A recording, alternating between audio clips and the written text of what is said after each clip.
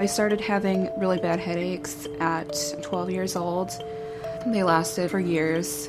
The headaches would be so bad that I would, be on the ground. I would throw up. My mom had to give me ibuprofen or Tylenol before I would get up for school in the morning, just so I could actually, get up and not be in pain. What Brianna had is a tricky tumor because it's, in essence, not cancer. It's not a malignant tumor, but it's in a very tricky spot. Where it grows is the vestibular nerve, which is the nerve we call number 8, is also the nerve that helps with hearing. And right next to it is nerve number 7, which is the facial nerve.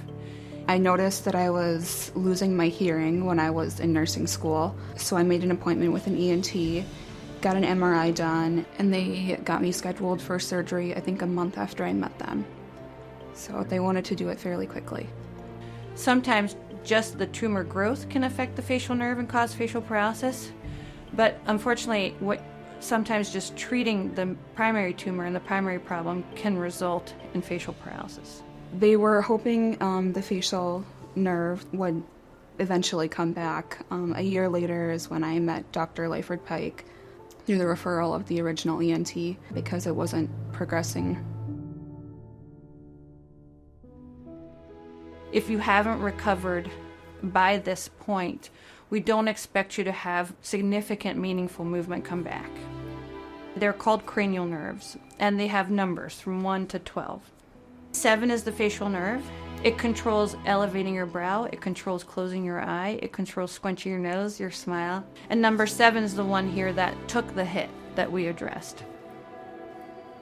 A lot of our identity is dictated by our face and how we express ourselves. And so facial paralysis for me is a really tough condition for patients to have because not only are you visually disfigured in a way because the symmetry is affected, you also have a really hard time non-verbally communicating with people around you. You can't express happiness, you can't express your joy. People misinterpret your expressions, and it's every single day of your life, and it's out for the world to see. You can't put a shirt on and cover your scars. The face is sort of the frame in which we see ourselves. It's also that picture that others have of you. So once you have an injury like this, it smashes that picture. So the way I describe it to patients is we have to rewire their faces. She kind of gave me her plan of the approach, told me that she could do the nerve transfer of 5 and 12 to 7 to regenerate the facial muscles, and it was July. I started feeling movement. I noticed I was, chewing gum or something, and I noticed I could feel it moving. Very incredible. Yeah, I didn't know that was an option until meeting her, so yeah, I'm very grateful. It's really fascinating surgery. It's really a testament to how plastic the human body is and how unbelievable healing can be and neural healing can be.